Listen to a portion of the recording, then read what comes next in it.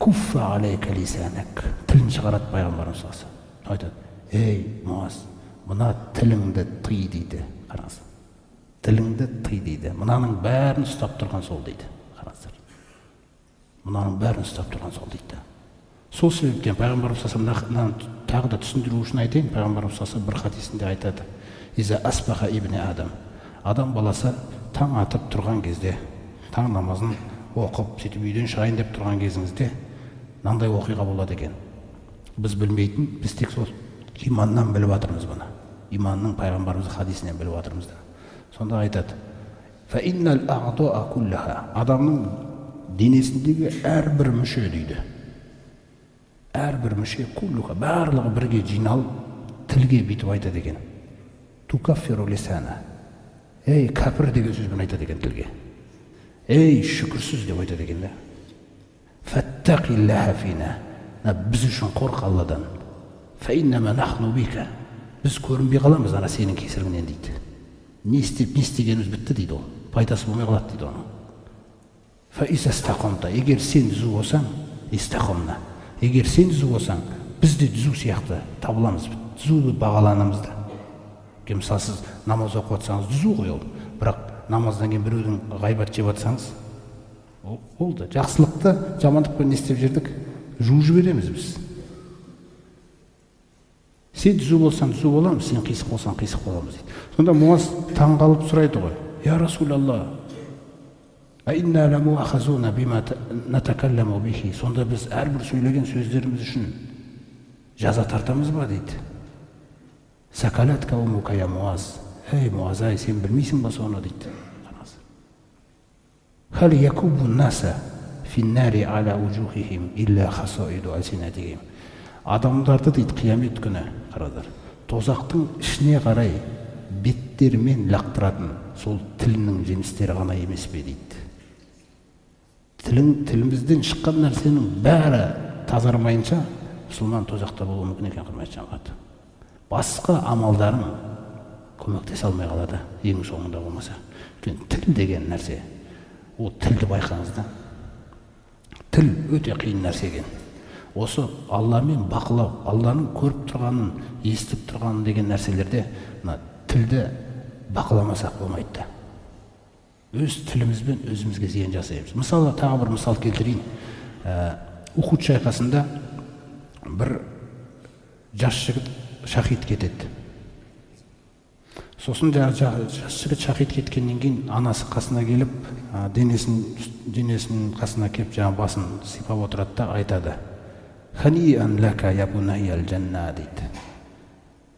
Жәннатқа қошеметпен кіре ғой балақайым дейді. Пайғамбарымыз естиді. Енді мен сіздерге айтайын, жаңа айттық қой біз періште деген адал деп. Пайғамбарымыз да адал. Пайғамбарымыз сөйтіп айтады деп сіздің көңіліңіз ойламауы мүмкін, бірақ ол сізге жақсылықтан басқа нәрсені қаламайды. Нәпсіңізге ауыр болса да, ол нәпсіңе пайдалы нәрсені ғана айтады. Сонда жаңа пайғамбарымыз айтады: Уама юдрика. Жаңа әйел кісіне деді: балақайым, жәннатқа қош бара ғой, қошеметпен қарсы алына ғой деді. Сонда пайғамбарымыз айтады: Уама юдрики. Оны қайдан білдің жәннатқа барадың дейді. Қараңыз. Бізде бүгін бір-бірімізге ондай сөз айтамаймыз біз. Мынау не деп біз нетіп жібереміз. Біз өзімізде де бәрін еркелетіп жібергенбіз біз. Пайғамбарымыз салсам жаңағы айтады: сен қайдан білдің дейді оны. Лағаллаху. Қараңыз, себебін қараңыз. Пайғамбарымыз айтады: Лағаллаху лам ятрук ма яғнихи дейді.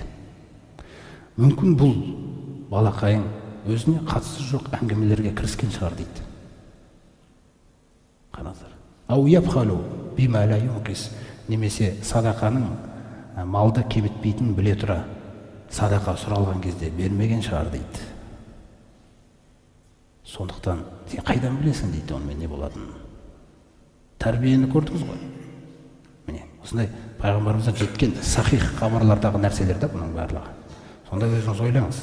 Бір тілімізбен, бір тілмен біреуге кірісіп қойсаң, өйткені пайғамбарымыз салсам не деді? Инна хусна исламил мар'i ан ятрука ма ла яғни. Адамның мұсылмандығының ең жақсы характері дейді. Қараңыз, характер деген нәрсе бар ғой. Мұсылмандықтың ең жақсы характері дейді, өзіңе қатысы жоқ нәрсені тастауың дейді. Не істеп жүрсің бұл жерде деген сұрақ. Мүлде айтуыңыз алмайды оған. Бұл жақта не істеп жүрсіз деп. Табиғиндердің заманында жаңағы Синан ибн Хассан деген кісі болған. Олар енді бізбен салыстырғанда өзіңіз ойлаңыз.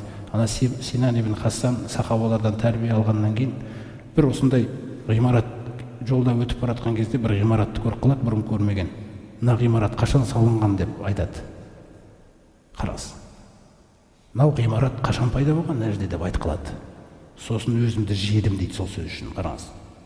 Сен өзіңде қатысы жоқ нәрседен нең бар деп. Біз ананы күнде айтамыз бұл сөзді. Олар көшіп кеткен, уже келесі нәрсеге, келесі этапқа кетіп қалғанда ол адамдар. Сонда сол үшін ораза ұстатқан ғой бір ай өзіне. Көрдіңіз ба? Ол сіз оны түсіне алмайсыз. Өйткені сіз Алланың жаңағы бақылау деген нәрсені біз әлі түсінбедік та біз. Біз көріп тұр ғой деген нәрсені әлі сондай бір үлкен бір ұятпен, құрметпен қарап тұрған жоқпыз әлі біз. Түсіне қойған нәрселер бар да. Мінездер, кішкене еркеле босап кеткен тұстарымыз бар да. Осы мурақаба деген сифат болса, Бұхари мен Муслимде келген бір хадистерде пайғамбарымыз саллаллаху өткен замандағы жаңағы екі кісінің жағдайын айтады. Бір кісіден жер сатып алады. Жер сатып алады да, сөйтіп жерін өңдеп жатқан кезде іші алтынға толы бір құмыраны тауып алады. Енді не істейді деп ойлайсыз жаңағы кісі? Біздің заманда мүмкін емес олай істеу. Жаңағы кісіні қараңыз, таң қаласыз. Неге? Өйткені Алла Тағала көріп тұр ғой. Жаңағы нәрсені алады, сөйтіп жерді сатқан кісіге бара жатыр. Сосын айтады, мынаны алыңыз. Мен сізден жерді сатып алғам, ішіндегісін алмадым дейді. Енді ана кісіні қараңыз, тіпті таң қаласыз. Ананы көрсеңіз, анау үлкен адамдарда мысалы. Сонда екіншісі айтады, мен саған жерді сатқанда ішіндегісін мен қоса сатқам дейді. Сөйтіп, жаңағы алтынды алмайым, сен ал, мен ал деп таласқан адамдарды көрдік қой біз өмірде. Көрдіңіз ба? Өйткені, бұл не? Өйткені бақылау жоқ бізде.